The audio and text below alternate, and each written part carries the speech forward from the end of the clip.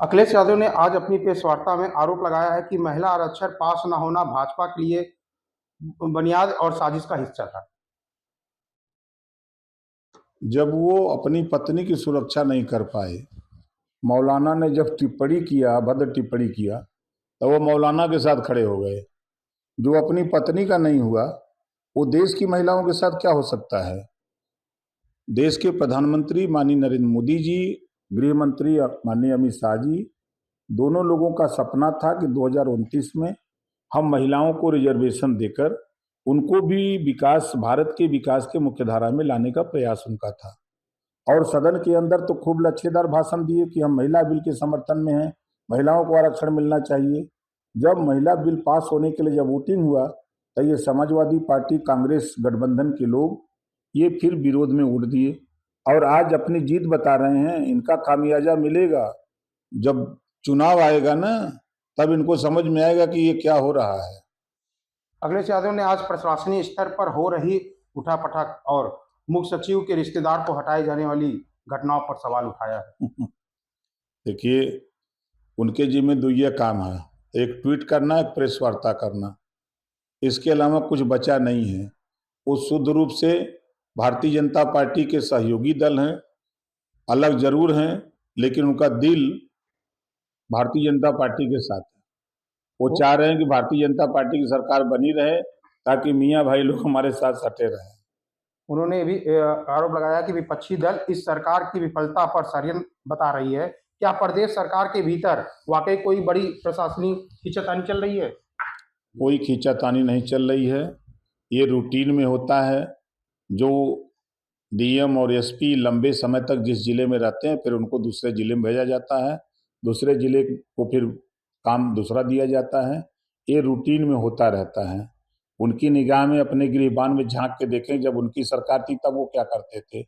उनके यहाँ तो ट्रांसफर पोस्टिंग जो है धंधा बन गया था।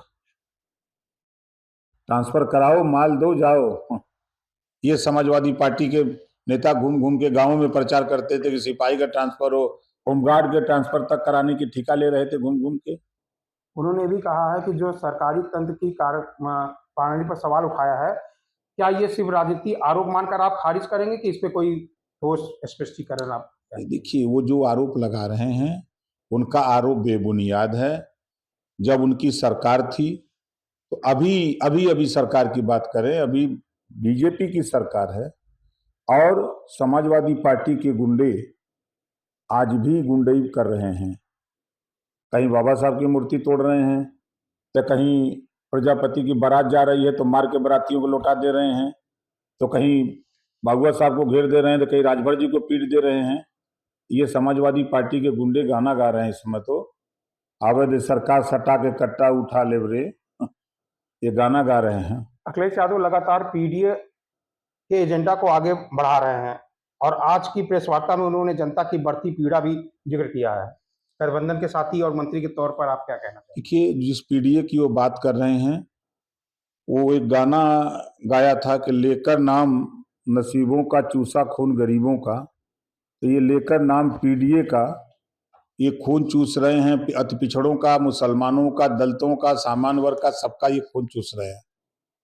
ये पीडीए की परिभाषा अभी तक इनकी सही नहीं निकल पाई। अभी तो 8 दिन पहले शुरू किए कि ऐसे आधी आबादी हो गई है। अब अगड़ा भुला गए, अल्पसंख्यक भुला गए। अब पीडीए का असली फार्मूला है कि उनके परिवार में अभी 5 गो सांसद हैं और बढ़ाना चाहते हैं। परिवार डेवलपमेंट अथॉरिटी लागू करना चाहते हैं, गुमराह कर रहे हैं पीडीए के नाम पर। 5 साल वो सत्ता में थे खुद अखिलेश जी। 5 साल में अपनी जाति को बढ़ाया उन्होंने।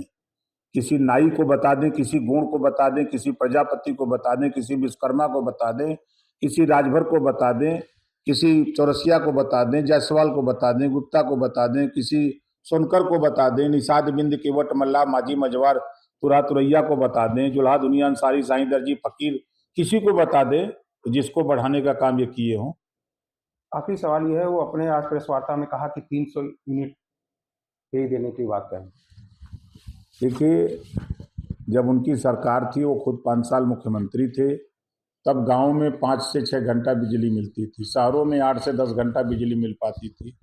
4 जिले ऐसे थे, रामपुर, आजम खां जी का जिला, मैनपुरी, सैफई और इटावा, जो उनका जिला है। वहाँ 24 घंटे बिजली रहती थी, लेकिन ग्रामीण इलाके में उत्तर प्रदेश में 5 से 6 घंटे बिजली रहती थी। और जब उनके राज्य में ट्रांसफार्मर जलते थे तो गांव के लोग चंदा लगा करके पैसा जुटाते थे, तब फीडर पर जाते थे तो पैसा देते थे, तब ट्रांसफार्मर आता था। आज की सरकार में 24 घंटे के अंदर ट्रांसफार्मर लग जा रहे हैं। क्षमता अगर बढ़ाना है तो क्षमता बढ़ जा रही है। और बिजली ग्रामीण इलाके में सरकार ने तय किया 18 घंटा देने के लिए 16 घंटा 17 घंटा बिजली आ रही है ग्रामीण इलाके में। तहसीलों पर 20 घंटा 21 घंटा बिजली जा रही है, शहरों में 24 घंटा बिजली जा रही है। तो ये घबराए हुए हैं, सत्ता के लालच में ये कुछ भी बोल जा रहे हैं कि हमको कैसे देश की जनता, प्रदेश की जनता हमको वोट दे दे, हम जल्दी मुख्यमंत्री बन करके अपनी बिरादरी को हम आगे ले जाएं, हमारी बिरादरी के लोग पीटना शुरू करें। जो प्रदेश की जनता में जो बहुत बोल रही है जनता, उसको पीटे, उनको मारे, गुंडागर्दी करे, लूटपाट करे, थाने पर 420 करें, दलाली करें, उनके लोग इसके लिए परेशान हैं। आपके राज्य की खबरें, आपके शहर की खबरें सबसे पहले जानने के लिए देखते रहें अमर उजाला। चैनल को सब्सक्राइब जरूर कर लें और पाएं हर अपडेट।